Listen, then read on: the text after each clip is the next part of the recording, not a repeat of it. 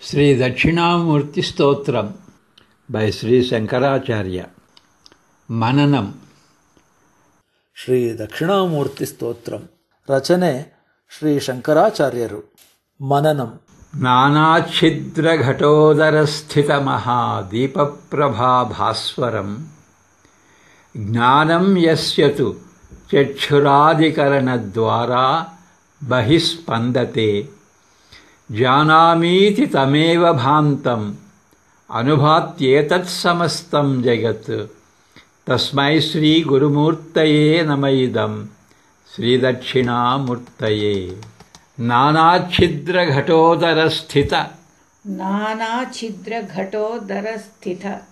Mahadeepa prabha bhaswaram Gnanam yasyatu Chakshuradikarana dwara Bahispandate Janamiti Tameva bhantam Anubhatyetat samastam jagat Tasmai Sri Gurumurtaye namaidam Sri Dakshinamurtaye. Imagine that there is a big shining lamp placed inside a pot that has many holes. Consciousness, like the light of that bright lamp, streams out by means of the sense organs such as the eyes, ears, etc.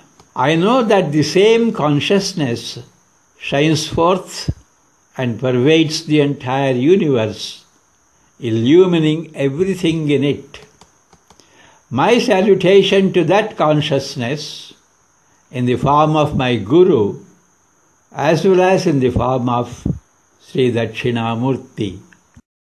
ಅನೇಕ ಕಂಡಿಗಳುಳ್ಳ ಒಂದು ಪಾತ್ರೆಯ ಒಳಗೆ ಒಂದು ಉಜ್ವಲವಾದ ದೀಪವನ್ನಿರಿಸಿರುವಂತೆ ಊಹಿಸಿಕೊಳ್ಳಿ.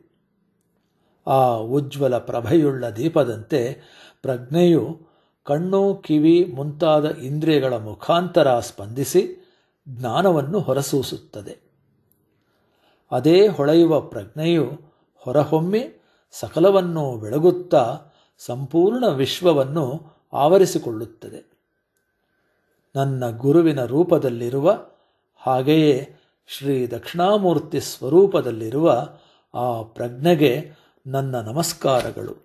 ನಾನಾ ಛಿದ್ರ ಘಟೋದರ ಸ್ಥಿತ ಮಹಾ ದೀಪ ಪ್ರಭಾಭಾಸ್ವರಂ ಜ್ಞಾನಂ ಯಸ್ಯ ತು ಚಕ್ಷುರಾದಿಕರಣದ್ವಾರಾ ಬಹಿಸ್ಪಂದತೆ ಜಾನಾಮೀತಿ ತಮೇವ ಭಾಂತಮನುಭಾತ್ ತ್ಯೇತತ್ ಸಮಸ್ತಂ ಜಗತ್ ತಸ್ಮೈ ಶ್ರೀ ಗುರುಮೂರ್ತಯೇ ನಮಃ ಇದಂ ಶ್ರೀ ದಕ್ಷಿಣಾಮೂರ್ತಯೇ.